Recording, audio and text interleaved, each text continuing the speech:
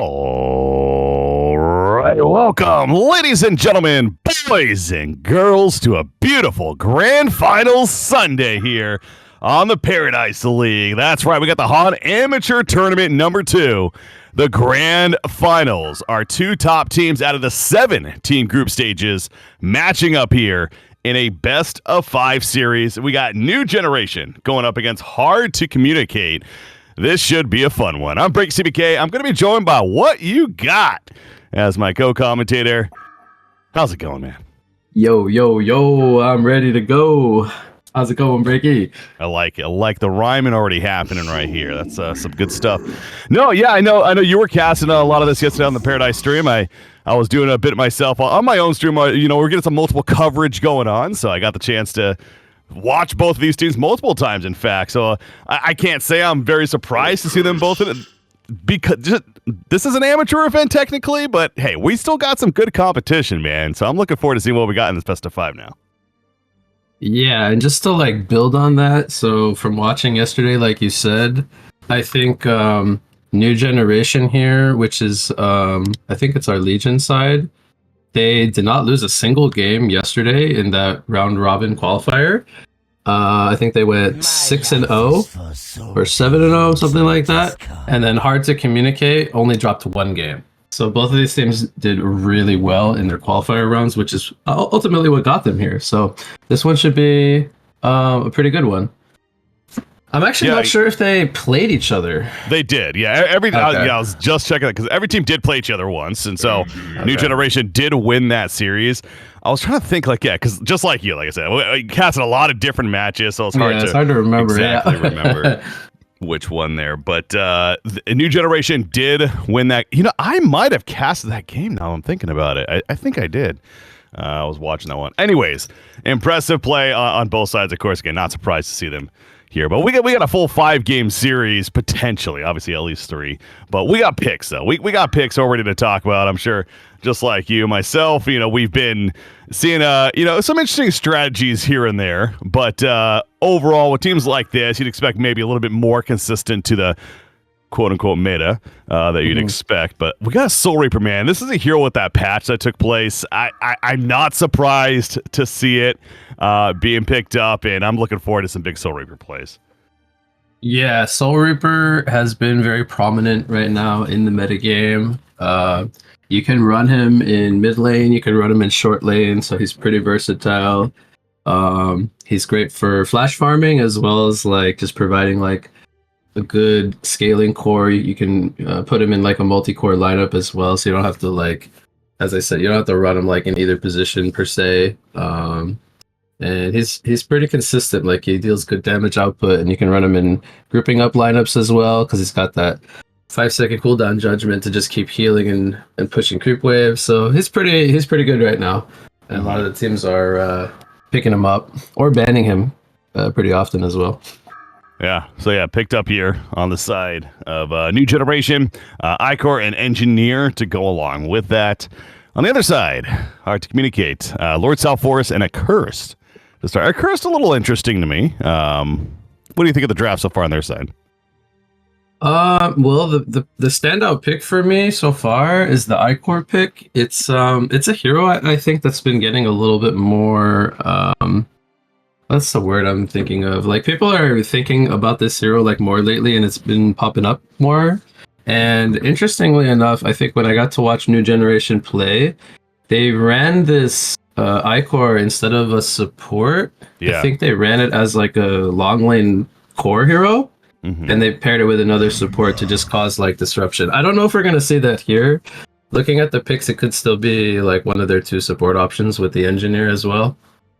But it's a possibility, and it will make the Soul Reaper grouping up strategy very tanky with the extra heals as well. So it's just more synergy with the Soul Reaper so far. And it reminds me a lot of, not going to say that they're stay green over there on the leading side, but that mentality, that grouping up as a team, just the death ball push. And yeah, I saw the same thing yesterday, so it must have been a different game done multiple times. Of course, Icor, a hero that you build some auras on him, get that Astrolabe perhaps, or maybe Soul Reaper's going to get it. But point is, a hero that definitely can assist when it comes to just pushing as a team around a hero like Soul Reaper, certainly a good strategy to go about. So yeah, curious to see as well where the Iker ends up here, but honestly, probably more of a position 3, more of a farming from what we've been seeing them play. But man, Empath and now Gravekeeper coming out. That's not a hero we see all too often right now, is it? No, so I only got to catch like 6 to 7 minutes of a Gravekeeper game yesterday before, unfortunately, the game got remade or we couldn't continue because a player disconnected. But I actually think it was the same team that picked the Gravekeeper yesterday. It was interesting because it's, like you said, it's not a hero we see too often. I did touch upon it yesterday, how the Gravekeeper, like, it's a very good laner, but then it has some weaknesses, which is why we don't really see it too often. But it has the potential to like do well at 1v1, and then it needs to have that good start to kind of take off and create pressure around the map. But yeah, well, it's going to be interesting to see here if they can make it work, because if it can get out of laning phase with like a good start, I think the hero can definitely do some work. But it's a risky pick. It's a risky pick to pick up a Gravekeeper. Mm-hmm. Pandemonium. Ooh, that's some good lockdown there. Pandemonium to finish, but also Midas being locked down. Of course, 2 heroes that definitely bring some solid crowd control. But yeah, Pandemidas to finish. So looking at it now, maybe the Ekra is certainly going to be more of a support option with the NG. But the Panda finish is what we do see here. So final pick coming out on the Hellborn side now. Hard to communicate. Anything standing out to you? Anything coming to mind? Maybe some kind of initiator. They're lacking like catch right now pretty badly, but judging from their lineup, they might be wanting to run the Self Forest position 1, which definitely can work. But I'm more of a fan of like running the South as like a position 2 mid hero. Having the Gravekeeper in the team, I think he's going to fill that role. So they're going to pick up a Puppet Master, which is a core hero that provides some like catch potential, but it's not what I was thinking. But at the same time, they'll be running the Tricore now. South Forest maybe the position 3 instead. This could be strong if they run it solo short and then run like an aggressive tri-lane with the Puppet Master. Now, Puppet Master did get some nerfs to his ultimate in the latest patch, so we haven't really been seeing a whole lot of Puppet Master lately. People who play it tell me they don't really like the feel of the hero too much anymore. Now, he still provides like that great lockdown with the first 2 abilities, but it's a lot harder for him to do his one-shot burst combo that we've seen him do throughout HoN's history. So I'm actually curious as to how the Puppet Master is going to perform here. Mostly because from what I've seen in the recent weeks, the hero felt kind of underwhelming. When you're used to seeing this hero do so much damage so quickly, just one-shot enemy heroes so fast, and then you go to seeing him do more of like what normal heroes can do, like, not just insta-killing stuff, it feels very off. So it looks like they're trying to do what I was suggesting, run the Puppet Master in an aggressive makeup and then send the South solo short, and I think this is probably the most ideal way that they could lane with these heroes. The only other thing they could do is send Gravekeeper top, but then you run the risk of him facing 1v2 or 1v3, and that hero is not something, or not a hero that you would ever want to do that. So you have to stick him mid lane in this team composition. So I think this is probably the best they could do with what they drafted on Hellborn. And then on Legion side, I actually get to see how they're like walking to the lanes. I wanted to take a guess prior to this, but I was expecting Soul Reaper to go mid and Soul Reaper to go bot and Panda to go mid, but it looks like he wants to go top actually on the Pandemonium. And then they're going to stick the Midas mid lane.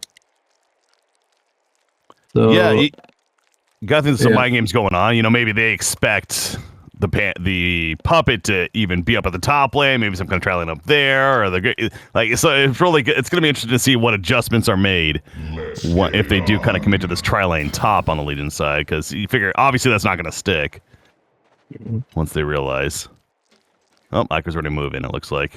Yeah, so Engineer Panda would be a pretty solid dual long lane option. They can both kind of like provide some kind of escape tools for themselves, but also they have very good spells for pressuring the opponent. And when you think about it, the Midas is probably not a hero you would rather dual lane as opposed to the Panda. So the Midas can get the extra levels that he would like to have in mid lane and try to create the pressure, while Panda gets more of like a farming lane or pressuring lane up in the top lane. So I think this actually makes quite a lot of sense. And then Icor will just be making sure that Soul Reaper gets a good start, and then probably will stack the jungle so he can start flash farming once he gets somewhere in the level 5 to level 7 range with the leveled up Judgment. And then he can just rotate in, kill the stacks really quickly, and we can see Soul Reaper get high GPM quickly.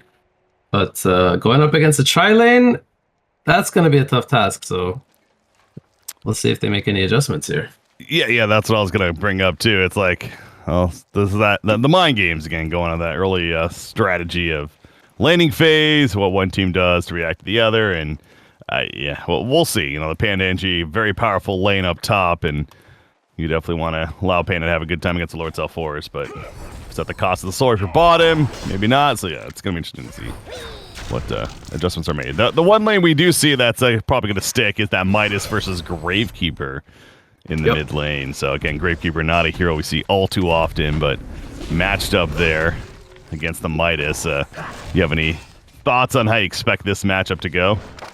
I think the early pressure should come in from Gravekeeper like around level 2 when he can harass with some Defiling Touch and Corpse Toss, but Midas, when he gets level 4 against these like squishier ranged heroes, you can never underestimate his potential to surprise you with a burst damage kill. So I think level 4 is very key here for Midas. Prior to that, it's going to be like harassment from Gravekeeper, last hitting war, nothing crazy really happening. Yeah. Crazy's happening bottom lane. Accursed. He might be going down, and yes, he is. Guess who's here? It's Engineer does eventually show up, and it's going to be a bloodlust kill going the way of Spectre X on that NG. As a result, Icor's manning up here on Puppet as well. A lot of pressure came in. Love it. So there's the adjustment. That's a really good wall from Empath, but I don't think they have anything to follow it up with. So something to point out here about this Hellborn tri-lane is they're tri-laning aggressively with an Accursed. Typically, when you think of Accursed, he's more of like sit back and get your core hero farm and protect him. He's not really the most aggressive laner when you run something like an aggro tri-lane. So yeah, it makes a lot of sense actually here that they're actually not favored when the Legion team brings 3 down here, because they're not really able to bring the pressure as easily. I mean, yeah, you see right there, Chris just going to run at him with that Aphotic Shield, and there's the explosion. It's going to be enough for the kill, so the Curse, so much for not being nearly as aggressive, able to just run at him and help, gets the kill himself, in fact. You do see the refreshing ornament item he has as well to help with this tri-lane setup, so yeah, good response. And the lane right now has been pushed up in favor of Hard to Communicate, but it's going to go back towards the side of New Generation. As you see, NG, he's doing a good job of his own pull. So that death there was more, I would say, Icor being out of position. He was very far up in the lane by himself, and Engineer was over at the easy camp pulling to get the lane back for Soul Reaper, which is, I believe, what they should be doing anyway. So that was just, in my opinion, that was just Icor being in the wrong position there. Panda? Self-Force and Panda have been going at it up here. Yeah, Self-Force really manning up, and he lands the last nuke to finish the job. Pandemonium could not get away from Lord Self-Force. So the 1 versus 1, it does seem like Self-Force is having a pretty good time early on now as a result of the matchup. I've seen this matchup played before. It was a long time ago. It was Satellidium versus Snark, but it was played in mid lane. And in mid lane, I think it's very different because you can't really chase too far because you have the safety net of your tower. But when you have Self-Force in the short lane against Panda, that gives Self-Force a lot more room to run you down and sit on top of you with the aura. So Panda doesn't have that like flexibility to, oh, if you go on me, I can flick you and kick you into my tower, which is why Panda is very good in mid lane, because he has that tower as an extra threat. But here in the long lane, it's a bit more challenging for him to stay in the face of Self-Forest, I would say. Which is why Self is able to bring the pressure like this, and he got the kill first. Yeah, that's that sacrifice of deciding to commit to the NG bottom lane and commit to the tri lane. Yes, I got the bloodlust kill, but you are now hurting that Pandemonium, certainly, and more so Lord Self-Forest is top GPN in the game, especially after the hero kill, but really CS-wise too. He's 26-1. He's top in the game as well. So, yeah, he's having a fantastic time, and certainly a hero that can snowball. He is the first to hit level 6 on top of that, so that ultimate now a factor and going to be coming into play. Roaming starting to happen at 4.5 minutes. Engineer, he's coming to the mid lane, so trying to get position on this Gravekeeper. Don't know if Gravekeeper's going to allow for it, but we'll see. This is not the easiest kill because Gravekeeper has Marchers now, and there's a good rotation from the Empath. We could see a kill on the Engineer. Oh yeah, that's a dead NG, right? No, never mind. Walls in 5 seconds. It's not gonna. No. He's not gonna get in range. I was gonna comment and say that the Empath did a really good job of being patient with his Link and waiting till it was about to expire before breaking it to stun.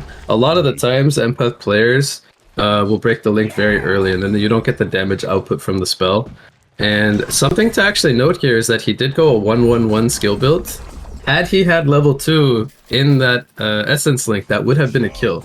But opted to go for 1 into the early auras. They are running a tri-lane, so they wanted extra regen. I can understand it, but it's unfortunate because they did end up losing a kill there.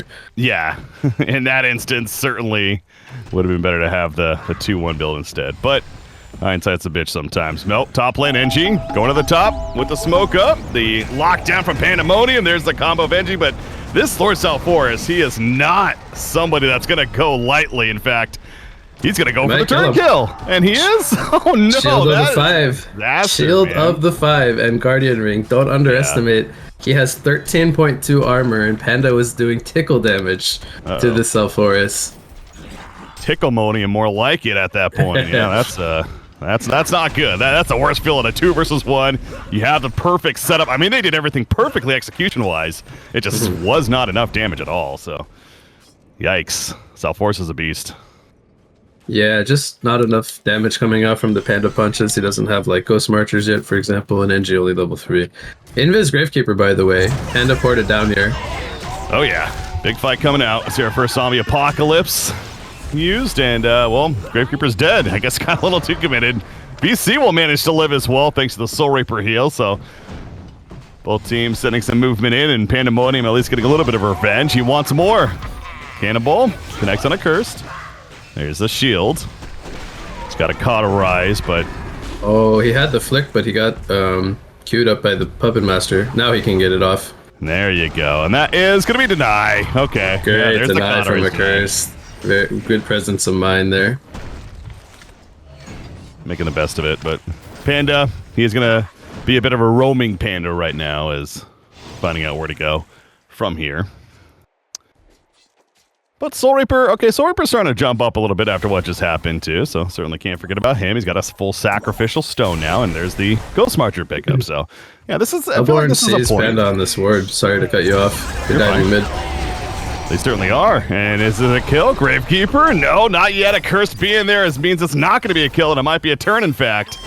Pandemonium, the one in trouble now. Engineer, though, heal TP in. Great Keck stun. The follow-up of Midas. Unable to transmute, though.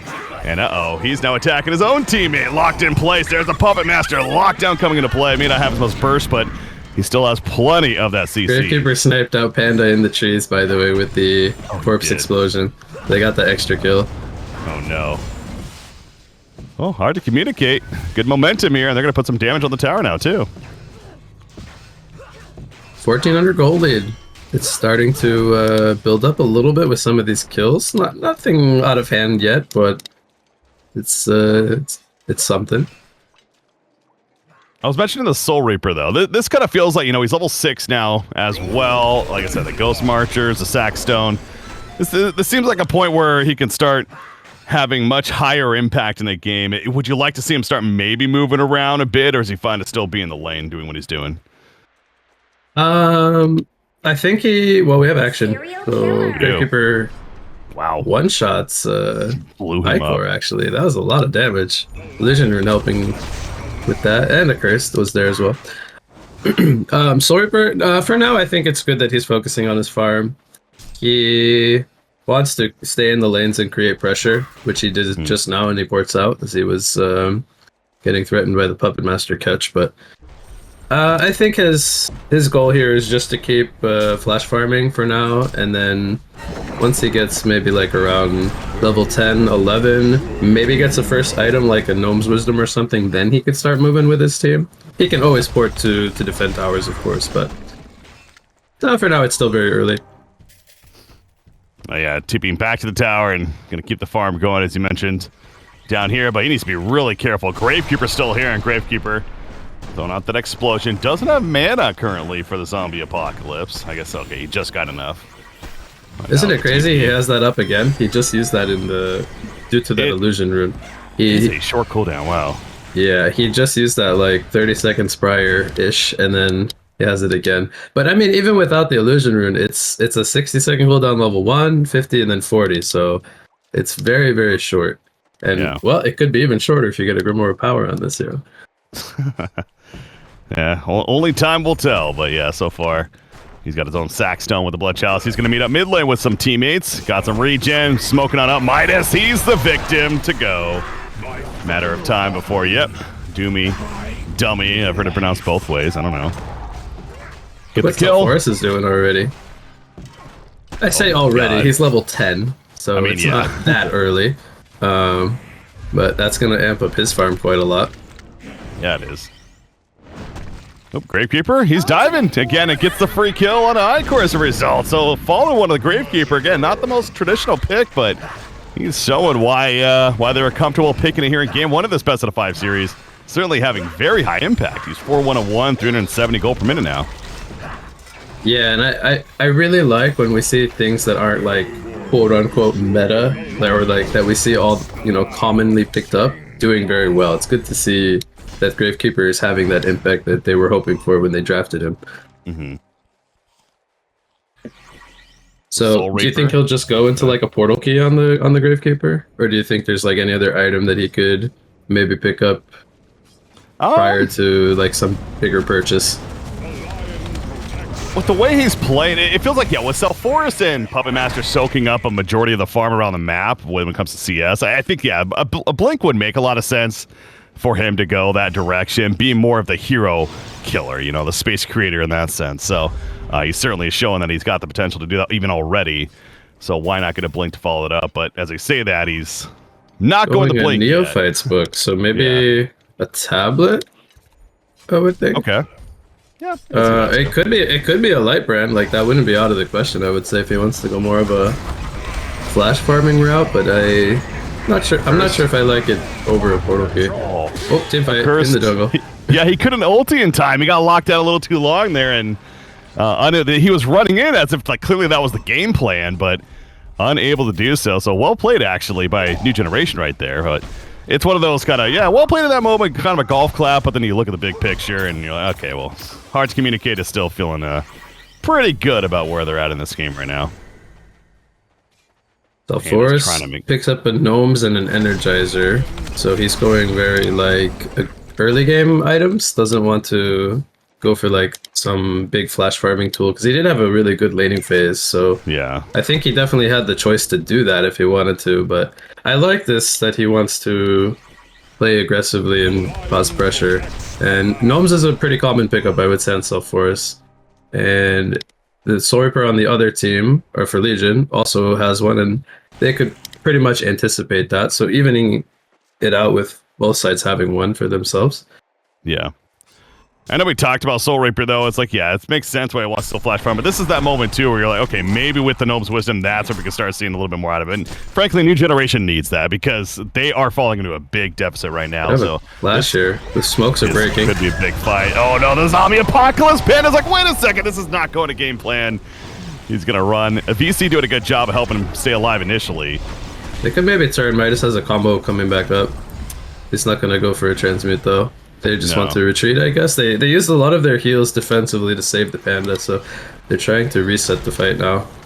Well, Soul Reaper also didn't have his ulti up until just now, so maybe a little more confident that he's got his demonic execution here. And NG also just came over with the energy field ready. So yeah, they're definitely ready to fight now on the side of New Generation. But unfortunately for them, it doesn't seem like Hard to Communicate's interested in doing so anymore. I mean, Puppet's farming top. You got Lord Southforest farming middle in the meantime. So this is what we call space created right now. Yeah, we haven't talked a lot about Puppet this game. But he's been just quietly farming well for 85 gold per minute. Has a shroud, has 1600 gold. You think it's just a shrunken head follow-up, or is there something else like he's maybe thinking about that he needs this game? For the Puppet? Yeah, I mean... Yeah. I don't know if Shrunken's really good this game, actually. Maybe too greedy to go for straight Genjuro, I would imagine. Probably wants the Shrunken. It doesn't, and they also got this Gravekeeper, who, by the way, there you go, gets another kill on Jonas. At the top lane, they got burst from him right now. They're not concerned on lacking burst damage. So, yeah, I think that Shrunken would make the most sense, but obviously up to Doomy and he might get a kill here, by the way. Engineer being hunted. Yep, and she's just trying to simply get some wards down, and there's that blow up onto him. So we got a 10,000 gold lead now at this point. Yikes. Yeah, Hubboard's looking really solid here. And I want to say they have like the stronger late game with the Southforest Puppet combo. Like Soul Reaper, yes, he can scale very well and go into late game as like a big threat, but with the Panda, only 200 GPM is like that really solid like second core.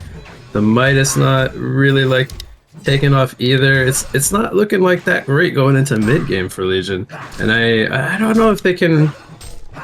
I don't want to be like negative here, but I don't know if they can actually like deal with Hellborn late game as well.